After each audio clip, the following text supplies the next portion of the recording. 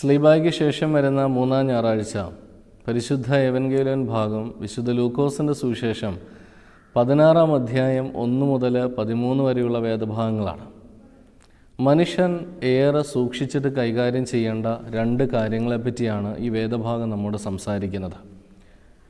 മനുഷ്യൻ ഒരേ സമയത്ത് ബഹുമതി നൽകുകയും അതേസമയം ആ ബഹുമതി നഷ്ടപ്പെടുത്തുകയും ചെയ്യുന്ന രണ്ട് കാര്യങ്ങൾ: മണി ആൻഡ് പവർ, പണവും അധികാരവും. അതിനോടുള്ള നമ്മുടെ സമീപനം എങ്ങനെയായിരിക്കണം, അതെങ്ങനെയാണ് നാം കൈകാര്യം ചെയ്യേണ്ടതെന്ന് ക്രിസ്തു ഉപമയിലൂടെ നമ്മോട് പഠിപ്പിച്ചു തരികയാണ്. ഒരു അനീതിയുള്ള കാര്യവിചാരകൻ്റെ ശൈലിയെ പറഞ്ഞ് എങ്ങനെയായിരിക്കണം ഇതിനോടുള്ള നമ്മുടെ സമീപനം. രണ്ട് കാര്യങ്ങളാണ് ഇതിൽ നിന്ന് നമുക്ക് പഠിക്കാനുള്ളത്. ഒന്ന്, ദ സ്റ്റുവേർഡ്ഷിപ്പ് ഓഫ് ഡിസേൺമെൻറ്റ്, തിരിച്ചറിയപ്പെടേണ്ട കാര്യവിചാരകത്വ ശൈലി. തിരിച്ചറിവുകളോടുകൂടെ പെരുമാറുന്ന ഒരു കാര്യവിചാരകനെയാണ് നമ്മളിവിടെ കാണുന്നത്. യജമാനൻ്റെ വസ്തുവകകൾ അനീതിയായിട്ട് അവൻ അത് നാനാവിധമാക്കുന്നുണ്ടെങ്കിലും എന്നാൽ ഇതിനെപ്പറ്റി യജമാനൻ അറിവ് കിട്ടി എന്നറിഞ്ഞപ്പോൾ അവൻ ബുദ്ധിപൂർവ്വം പെരുമാറി അങ്ങനെ യജമാനൻ്റെ പ്രശംസയ്ക്ക് പാത്രീഭൂതനാവുകയാണ്. അപ്പോൾ യജമാനൻ ഇതറിഞ്ഞപ്പോൾ അവൻ ബുദ്ധിപൂർവ്വം പെരുമാറാനുള്ള കാരണം, അതിനുള്ള സാഹചര്യം രണ്ട് കാര്യങ്ങളാണ്. ഒന്ന്, ദ ഫിയർ ഓഫ് ലോഡ്, അവൻ്റെ യജമാനനോടുള്ള അവൻ്റെ ഭയം. എന്താണ്? യജമാനൻ എന്നെ ഇതിൽ നിന്ന് പുറത്താക്കുമോ? അവൻ വന്ന് കണക്ക് ചോദിക്കുമ്പോൾ കൃത്യമായി കണക്ക് ബോധിപ്പിച്ചില്ലെങ്കിൽ, മറ്റുള്ളവരോട് മോശമായി യജമാനൻ്റെ വസ്തുവകളൊക്കെ ഏൽപ്പിച്ചിരിക്കുന്നവരോടൊക്കെ മോശമായി പെരുമാറിയതുകൊണ്ട് അത് തെറ്റായി കണക്കിടുകയും തന്നെ ഇതിൽ നിന്ന് പുറത്താക്കുകയും ചെയ്യുമോ എന്നുള്ള അവൻ്റെ ഒരു ഭയം, അത് അവനെ ബുദ്ധിപൂർവ്വം പെരുമാറാനിടയായി. രണ്ടാമതായിട്ട് ദ ഫിയർ ഓഫ് ലൈഫ്, ജീവിതത്തോടുള്ളൊരു ഭയം അവനുണ്ടായിരുന്നു. ജീവിതം ഇനി എങ്ങനെയാകും?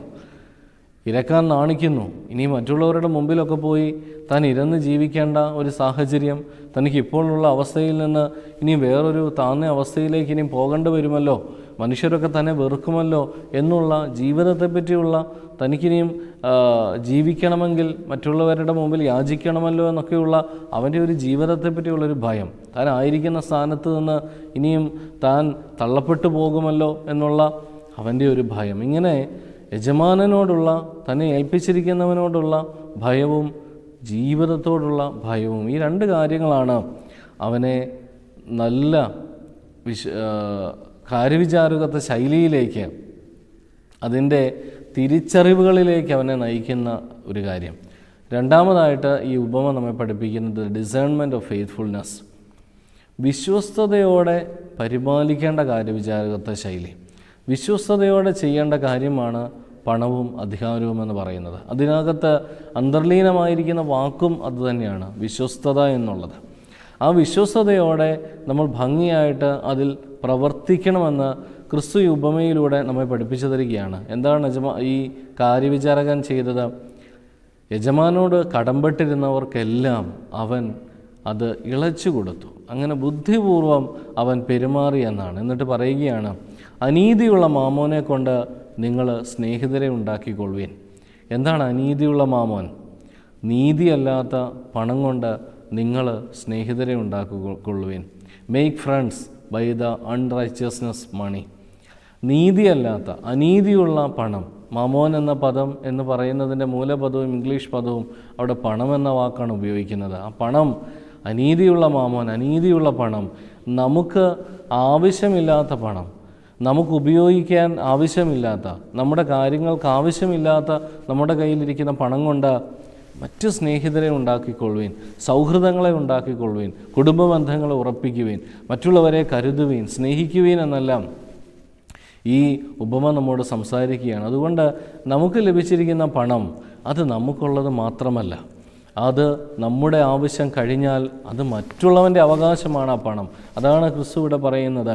അനീതിയുള്ള മാമോനെ കൊണ്ട് നിങ്ങൾ സ്നേഹിതരെ ഉണ്ടാക്കിക്കൊള്ളുവീൻ, അതിനുശേഷം നിത്യകൂടാരങ്ങളിൽ നിങ്ങൾക്ക് സ്നേഹിതരുണ്ടായിക്കൊള്ളും, അവർ നിങ്ങളെ ചേർത്തുകൊള്ളും. അതുകൊണ്ട് ഈ ഭൂമിയിൽ നമുക്ക് ചെയ്യാവുന്ന നന്മയെന്ന് പറയുന്നത് നമുക്ക് ലഭിച്ചിരിക്കുന്ന സുഖസൗകര്യങ്ങൾ, പണം, ധനം, മറ്റുള്ള സ്വത്തുക്കൾ, സമ്പാദ്യങ്ങൾ, എല്ലാ സമ്പത്തുകളും നമ്മുടെ ആവശ്യം കഴിഞ്ഞാൽ അത് മറ്റുള്ളവർക്ക് വേണ്ടി വിനിയോഗിച്ചാൽ നമുക്ക് നിത്യകൂടാരങ്ങളിൽ നമുക്കവിടെ നിത്യമായ സ്നേഹിതരുണ്ടാവുകയും അവിടെ നല്ല വാസസ്ഥലം നമുക്ക് ലഭിക്കുകയും ചെയ്യുമെന്ന് ക്രിസ്തു ഇവിടെ പഠിപ്പിക്കുകയാണ്.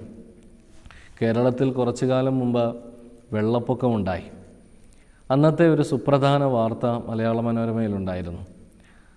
വെള്ളപ്പൊക്കത്തിൻ്റെ സമയത്ത് അമ്മയും കൊണ്ട് മകൻ അമ്മയെ രക്ഷിച്ച് കൊണ്ടുപോവുകയാണ്.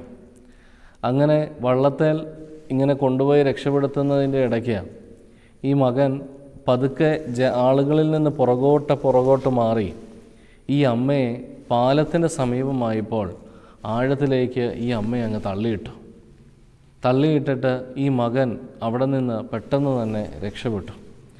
ആ അമ്മ അല്പം നീന്തലൊക്കെ അറിയാതിരുന്നത് കൊണ്ട് ആ അമ്മ നീന്തി രക്ഷപ്പെടും. പിന്നീട് പത്രങ്ങളിൽ വന്നു, അവനെ പോലീസ് പിടിക്കുകയും ജയിലിലാക്കുകയും ചെയ്തു. എന്തിനാണ് ഈ അമ്മയെ തള്ളിയിട്ടതെന്നറിയാമോ? വെള്ളപ്പൊക്കത്തിൽ ആരെങ്കിലും മരിച്ചാൽ അവരുടെ കുടുംബത്തിന് 1,00,000 രൂപ നഷ്ടപരിഹാര തുകയുണ്ട്. അത് നേടാൻ വേണ്ടിയാണ് അമ്മയെ ഈ മകൻ വെള്ളത്തിൽ തള്ളിയിട്ടത്. പണത്തിനു വേണ്ടി നാം കാണിക്കുന്ന അനീതിയായിട്ടുള്ള പ്രവർത്തനങ്ങൾ, അവിടെയാണ് അഴിമതിയും ധൂർത്തും, അവിടെയാണ് അധികാരത്തിൻ്റെ ദുർവിനിയോഗങ്ങളും നടക്കുന്നത്. അതുകൊണ്ട് പണമെന്ന് പറയുന്നത് ഒരു തിന്മയല്ല. പക്ഷെ പൗലോസ് അപ്പോസ്തലൻ നമ്മളോട് പറയുകയാണ്, പണത്തിന്മേൽ ആഗ്രഹം വെച്ചാൽ ദ്രവ്യാഗ്രഹമാണ്. ദ്രവ്യാഗ്രഹം സകല മൂല പാപത്തേക്കാൾ വലുതാണ്. അതുകൊണ്ട് പണത്തിന്മേൽ നാം ആഗ്രഹം വെക്കാതെ പണം നമ്മുടെ ആവശ്യത്തിന് ഉപയോഗിക്കുകയും അത് കഴിഞ്ഞാൽ അത് മറ്റുള്ളവനെ കരുതുകയും സ്നേഹിക്കുവാനും ഉപയോഗിക്കുവാൻ ദൈവം തന്നിരിക്കുന്ന ഒരു വിനിമയം മാത്രമാണെന്നുള്ള ബോധ്യം നമുക്ക് ഈ കാര്യവിചാരകൻ നൽകുന്ന ഉപമയിലൂടെ നമുക്ക് മനസ്സിലാക്കുവാൻ സാധിക്കട്ടെ എന്ന് പ്രാർത്ഥിക്കുന്നു. ദൈവം അനുഗ്രഹിക്കട്ടെ.